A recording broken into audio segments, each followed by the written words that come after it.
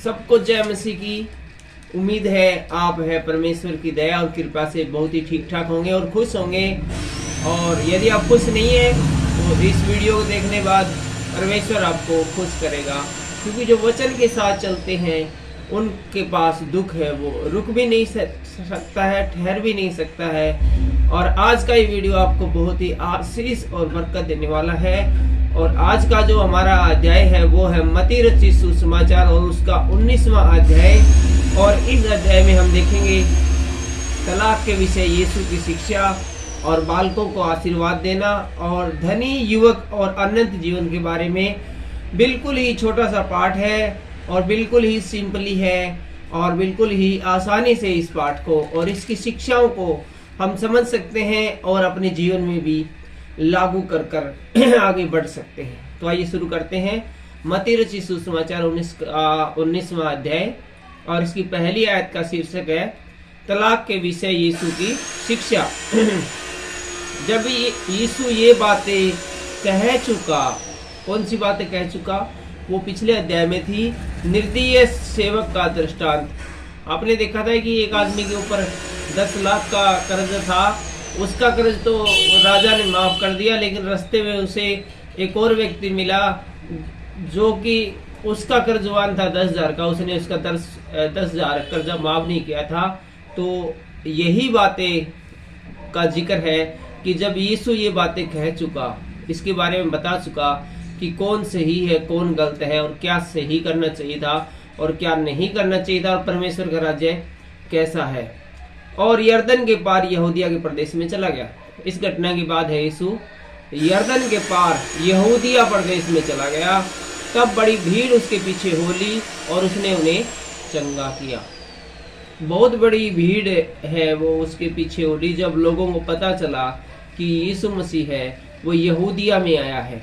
और बहुत सारे लोग हैं, बीमारों को, अंधों को, लंगड़ों को, टूंडों को उसके पास लेकर आए, लकवे के रोगी के। और यीशु ने बहुत बड़ी संख्या में वहां पर लोगों को चंगा किया। तलाक के विषय, यीशु की शिक्षा के बारे में हम पढ़ रहे हैं, कंफ्यूज न हो।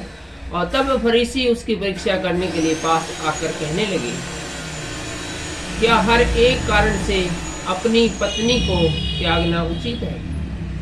मैंने जैसे कि बार बार कहा है कि फरीसी यीशु मसीह के पास रहते थे। फरीसी कौन लोग थे? वो जो यीशु मसीह को किसी भी पॉइंट पर गलत साबित करना चाहते थे, उसे पकड़वा देना चाहते थे, उसे नफरत करते थे।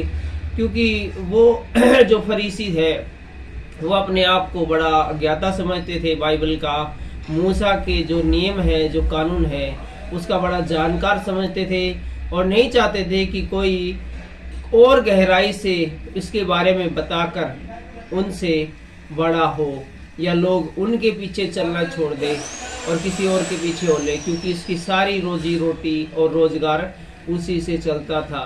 तो यहाँ पर फरीसी आकर कहने लगे कि यह हर एक कारण से अपनी पत्नी को तलाक देना ठीक है। तो यीशु मसीह इसके बारे में क्या कहते हैं? यीशु ने उत्तर दिया, क्या तुमने नहीं पढ़ा कि जिसने स्त्री को बनाया उसने आरंभ से नर और नारी को बनाकर कहा? क्या तुमने नहीं पढ़ा कि जिसने उन्हें बनाया उसने आरंभ से ही नर और नारी को करके बनाया और कहा, इस कारण मनुष्य अपने माता पिता से अलग होकर अपनी पत्नी के साथ रहेगा और वो दोनों एक तन होंगे। अतः जब दो नहीं परंतु एक तन है, इसलिए जिसे परमेश्वर ने जोड़ा है उसे मनुष्य अलग न करे। तो यीशु मसीह ने बताया कि शुरू से ही स्त्री और पुरुष दोनों को इस धरती पर परमेश्वर ने भेजा और ये भी आशीर्वाद दिया कि अपने माता पिता को छोड़कर हमेशा एक दूसरे के साथ रहेंगे और दो जिस्म एक जान की तरह रहेंगे। तन तो दो रहेगा लेकिन मन एक रहेंगे। तो जो जिसको परमेश्वर ने जोड़ा है उसको लोग अलग न करें। तो फरीसियों ने वो कहा, फिर मूसा ने यह क्यों ठहराया है कि त्याग पत्र देकर उसे छोड़ दे? तो फरीसी बोले, फिर ये बात हो तेरी आपकी ठीक है जी यीशु जी, लेकिन मूसा ने फिर व्यवस्था में क्यों लिख दिया भाई तलाक दे के आप अपनी पत्नी को छोड़ सकते हो? तो यीशु ने फिर कहा, मूसा ने तुम्हारे मन की कठोरता के कारण तुम्हें अपनी अपनी पत्नी को छोड़ देने की आज्ञा दी, परंतु आरंभ से ऐसा नहीं था। यीशु मसीह बोला भाई मूसा है वो जानता था कि तुम कितने कठोर, कितने निर्दयी हो और कितने एक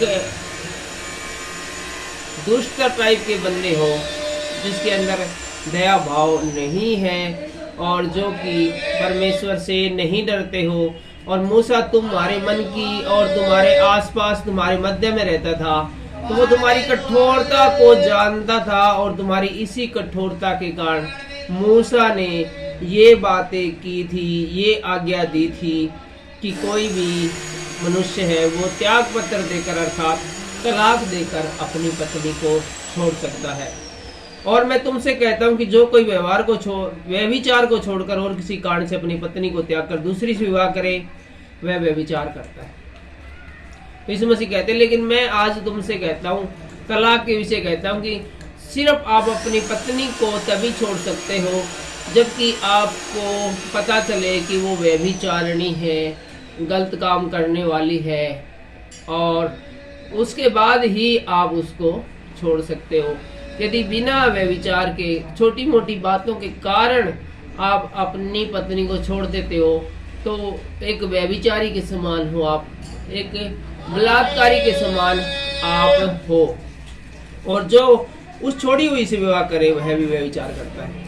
और यही नहीं बल्कि यदि तुम बगैर बात के अपनी पत्नी को छोड़ते छोटी सी बातों पर और छोटी छोटी बातों पर वो भी तलाक ले लेती है, तो गलती तुम ही नहीं करते, गलती वो भी करती है। इसलिए जो ऐसी स्त्री से विवाह करता है वो भी है, वो अनाड़ी है, वो एक बेवकूफ के समान है और एक वो भी व्यभिचारी के समान ही उसका पति है वो कहलाएगा। और आगे लिखा है 10वीं आयत से, चेलों ने उससे कहा, यदि पुरुष का स्त्री के साथ ऐसा संबंध है तो विवाह करना ही नहीं अच्छा है। चेले बोले, भाई यीशु मसीह जी आपने तो बड़ी खतरनाक बात बता दी। भाई इतना खतरनाक बात है, तलाक होना भी कितना मुश्किल है और तलाक हो जाए तो उसके बाद भी कितनी मुश्किल है, इतनी सारी जो अड़चने हैं, तो फिर तो अच्छा यो है कि शादी नहीं करें। तो यीशु मसीह ने उससे कहा, सब यह वचन ग्रहण नहीं कर सकते, केवल वे जिनको यह दान दिया गया है। तो यीशु मसीह बोले, भाई सारे का बस की बात को नहीं, कुंवारा रहना, ये तो वही रह सकते हैं जिनको कि ऊपर से ये बलिदान दिया गया है। क्योंकि कुछ नपुंसक ऐसे हैं जो माता पिता के गर्भ से ही ऐसे जन्मे, और कुछ नपुंसक ऐसे हैं जिन्हें मनुष्य ने नपुंसक बनाया, और कुछ नपुंसक ऐसे हैं जिन्होंने स्वर्ग के राज्य के लिए अपने आप को नपुंसक बनाया। जो इसको ग्रहण सकता है वह ग्रहण करे। तो यहाँ पर नपुंसक शब्द एक दिया गया है जिसको कि समाज में एक बुरा शब्द माना गया है, लेकिन यहाँ पर नपुंसक शब्द का अर्थ है चुना हुआ, और जिसको कि हमें भारत में बाल ब्रह्मचारी भी कहते हैं। इसका मतलब वो है कि ऐसे लोग हैं, कुछ तो है वो गर्भ से ही ऐसे जन्मे जो कि बाल ब्रह्मचारी होते हैं, और कुछ ऐसे जिन्हों की वो आसपास के माहौल को देखकर ऐसे बाल ब्रह्मचारी रह जाते हैं, और कुछ यीशु मसीह के जैसे हैं जो कि स्वर्ग से ही बाल ब्रह्मचारी है, वो है भेजे गए हैं।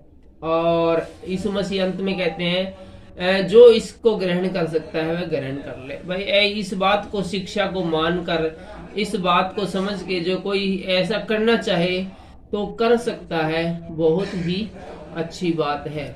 आगे हम 13वीं आयत में देखते हैं, बालकों को आशीर्वाद देना। तब लोग बालकों को उसके पास लाए कि वह उन पर हाथ रखे और प्रार्थना करे, पर चेलों ने उन्हें डांटा। कुछ लोग बच्चों को यीशु मसीह के पास लेकर आए कि उसको आशीर्वाद दे बच्चों को, लेकिन चेलों ने उन्हें डांट दिया कि कर ला रहे हो, क्यों बालक मंडली इकट्ठी कर ला रहे हो तुम। यीशु ने कहा, बालकों को मेरे पास आने दो और उन्हें मना न करो। Hallelujah, hallelujah. क्योंकि स्वर्ग का राज्य ऐसों ही का है, और वह उन पर हाथ रखकर उन्हें चला गया। तो यीशु मसीह ने चेलों का कहा, नहीं बालकों को मत रखो, इनको तो आने दे, स्वर्ग का राज्य इनके जैसे लोगों का तो है, बच्चों के ही तो जैसा है। बच्चे हैं वो आपस में भेदभाव नहीं करते, एक दूसरे से बहुत प्यार करते हैं, आपस में लड़ ले झगड़ ले तो भी थोड़ी देर बाद है वो एक हो जाते हैं, और वो मन में पाप नहीं रखते हैं। तो स्वर्ग का राज्य भी तो बिल्कुल ऐसा ही है, बच्चों के जैसा ही। तो वहाँ पर सब कुछ है, वो फैंटेस्टिक है, इसलिए बच्चों को मेरे पास आने से मना न करो। और हम पहुँच गए हैं 16वीं आयत में, और ये इस अध्याय का अंतिम पड़ाव भी है, धनी युवक और अनंत जीवन। धनी युवक और अनंत जीवन के को पढ़कर हम इस पाठ को पूरा करते हैं। एक मनुष्य यीशु के पास आया और उससे कहा, हे गुरु, मैं कौन सा भला काम करूं कि अनंत जीवन पाऊं। बड़े अनोखे और अच्छे प्रश्नों के साथ लोग यीशु मसीह के पास आते थे कि वो आदमी ने बड़ा ही अच्छा सवाल किया कि हे प्रभु, वो कौन सा अच्छा काम है, वो कौन सा भला काम है जिससे मैं करके अनंत जीवन में प्रवेश करूं। तो यीशु ने कहा, तू मुझसे भलाई के विषय में क्यों पूछता है? भला तो एक ही है, पर यदि तू जीवन में प्रवेश करना चाहता है तो आज्ञाओं को माना कर। यहाँ पर यीशु मसीह कहते हैं कि भला तो सिर्फ एक ही है, वो है परमेश्वर, लेकिन तू यदि जीवन में प्रवेश करना चाहता है तो आज्ञाओं को माना कर। आज्ञा वाले जो मूसा ने जो आज्ञा दी है उनका पालन किया कर। तो उसने कहा, कौन सी आज्ञा है? यीशु ने कहा, यह है कि हत्या न करना, व्यभिचार न करना, चोरी न करना, झूठी गवाही न देना, अपने माता और अपने पिता का आदर करना, और अपने पड़ोसी से अपने समान प्यार रखना। उस जवान ने यीशु से कहा, इन सब को तो मैंने माना है, अब मुझ में किस बात की घटी?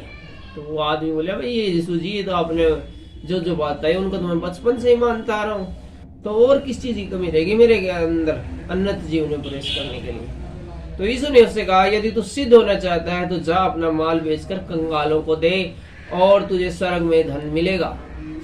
यीशु मसीह ने मेरे कह दिया, वैसा है भाई, तुझे कुछ सिद्ध होना चाहता है ना जीवन की, उसके भी अपना नाम लिखाना चाहता है तो अपना सारा धन जो तेरे पास है वो बेच दे और तुझे स्वर्ग में बहुत सा धन है वो दिया जाएगा, और आकर मेरे पीछे हो ले।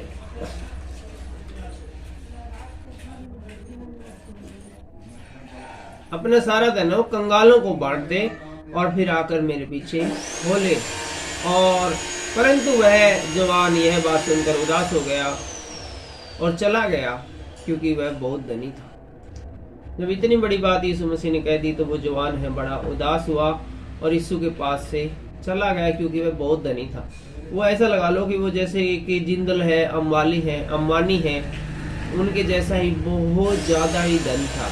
तो यीशु मसीह ने तो बड़ी बात कह दी कि सारा कुछ कंगालों को दे दे और मेरे पीछे हो ले। कोई भी एक आम आदमी ऐसा नहीं कर सकता, विशेष रूप से वो जो कि बहुत ही एक लग्जरी लाइफ है जिसको कि जीता हो और जिसके पास अरबों खरबों रुपए हो, तो वो ऐसा आदमी भला इतनी सारी सुख सुविधाएं छोड़कर यीशु के पीछे कैसे हो लेता। तो वो आदमी ने जब इतनी बड़ी ये बात सुनी तो वो बिल्कुल है ही उदास हो गया और चला गया, क्योंकि हर एक किसी के लिए ये संभव नहीं है कि अपने वर्तमान जीवन को छोड़कर सब कुछ त्याग कर है वो परमेश्वर की राहों में चले और परमेश्वर के पीछे बोले। आगे हम आ जाते 23वें आयत में, तो यहाँ लिखा है, तब यीशु ने अपने चेलों से कहा, मैं तुमसे सच कहता हूँ कि धनवान का स्वर्ग के राज्य में प्रवेश करना कठिन है। तो यहाँ पर यीशु मसीह बताते हैं कि धनवान का स्वर्ग के राज्य में प्रवेश करना कठिन है, क्योंकि धनवान है वो अपने धन को छोड़ नहीं सकता। अब या तो धन के पीछे चले या परमेश्वर के पीछे चले। पीछे हमने देखा था कि एक व्यक्ति दो स्वामी हो, जिसके दो बॉस हो, उन दोनों को खुश नहीं रख सकता। या तो एक को खुश रखेगा दूसरे को उदास, या दूसरे को उदास रखेगा पहले को खुश। इसी प्रकार है मनुष्य है वो धन और परमेश्वर दोनों के पीछे एक साथ चलना बड़ा ही मुश्किल होता है। तुमसे फिर कहता हूँ कि परमेश्वर के राज्य में धनवान के प्रवेश करने से ऊंट का सुई के नाके में से निकल जाना सहज है। तो यीशु मसीह बोले, एक बार फिर से कहूँगा, ये स्वर्ग में जो धनवान का पहुंचना बहुत मुश्किल है, बहुत ज्यादा मुश्किल, इतना मुश्किल कि सुई का जो पिछला होता है जिसमें धागा डालते हैं, का उसमें से ऊंट जो कितना बड़ा होता है उसका निकलना तो आसान है, हो सकता है ऊंट तो उसमें से निकल जाए, ये पॉसिबल नहीं होता। फिर एक सेकंड के लिए पॉसिबल लगा ले वो तो पॉसिबल हो सकता है, लेकिन धनवान का स्वर्ग के राज्य में प्रवेश करना बिल्कुल पूरी तरह से बैन है, बड़ा मुश्किल है। यह सुनकर चेलों ने बहुत चकित होकर कहा, फिर किसका उद्धार हो सकता है? यीशु ने उनकी ओर देखकर कहा, मनुष्य से तो यह नहीं हो सकता, परंतु परमेश्वर से सब कुछ हो सकता है। इस पर पतरस ने उससे कहा, देख हम तो सब कुछ छोड़कर तेरे पीछे हो लिए हैं, तो हमें क्या मिलेगा? तो पतरस ने बड़ा अच्छा सवाल किया कि यीशु मसीह जी ऐसा है कि हमने तो सारा कुछ छोड़ दिया आपके लिए। आपने जब हमसे पुकारा और कहा कि मेरे पीछे हो लिए, तुरंत ही आपके पीछे हो लिए, और हमने पीछे सोचा भी नहीं, आज तक अपने घर में फोन भी नहीं किया, घर वालों से पूछा भी नहीं, पड़ोसियों भी नहीं पूछा अभी हमारे घर वाले कैसे हैं, क्या चल रहा है, सब राजी खुशी से है, हम तो पता नहीं कहाँ कहाँ घूम रहे हैं, तो हमें क्या मिलेगा? तो यीशु मसीह ने उससे कहा, मैं तुमसे सच कहता हूँ कि नई सृष्टि में जब मनुष्य का पुत्र अपनी महिमा के सिंहासन पर बैठेगा, तो तुम भी जो मेरे पीछे हो लिए हो 12 सिंहासनों पर बैठकर इजराइल के 12 गोत्रों का न्याय करोगे। तो यीशु मसीह कहते हैं कि तुम्हें बड़ी ही ये जानकर खुशी होगी कि जब नई सृष्टि का निर्माण होगा और जब स्वर्ग के राज्य में जब हम प्रवेश करेंगे, तो वहां पर तुम जो 12 चेले हो मेरे और सब कुछ छोड़कर मेरे पीछे हो लिए हो, तो 12 जो इस दुनिया के जो स्वर्ग के जो 12 हिस्से बनाए जाएंगे, तुम उनके प्रधानमंत्री के समान बनोगे, उसके न्यायाधीश के समान बनोगे, और वो सब कुछ तुम्हारे ही हवाले किया जाएगा और तुम्हें ही उसकी देखरेख करनी है। और जिस किसी ने घरों या भाइयों या बहनों या माता पिता या बाल बच्चों या खेती को मेरे नाम से छोड़ दिया है, उनको 100 गुना मिलेगा और वह अनंत जीवन का अधिकारी होगा। इसके अलावा ये भी कहते हैं कि जिसने मेरे लिए कुछ भी छोड़ा हो, चाहे भाई को छोड़ा हो, माता का पिता को छोड़ा हो, घर को छोड़ा हो, अपनी संपत्ति को छोड़ा हो, अपने टाइम को छोड़ा हो, अपनी डेली की दिनचर्या को छोड़ दिया हो और अपने काम धंधे को छोड़ दिया है, उसको अनंत जीवन जब आएगा, स्वर्गीय समय जब आएगा, तो उसको 100 गुना मिलेगा। परंतु बहुत से पहले है वो पीछे होंगे और जो पीछे हैं वो पहले होंगे। तो इस दौड़ में, इस जिंदगी की दौड़ में, इस जीवन की पुस्तक में नाम लिखाने की दौड़ में बहुत से लोग दौड़ रहे हैं, लेकिन बहुत सारे लोग जिन्होंने की पक्का सोच रखा कि हम तो स्वर्ग में जाएंगे, हो सकता है कि वो तो पीछे रह जाए, लेकिन ऐसे लोग जिनको कि हम किसी काबिल नहीं समझे, वो लोग हैं वो स्वर्ग में प्रवेश कर जाएंगे। आज की वीडियो में फिलहाल इतना ही।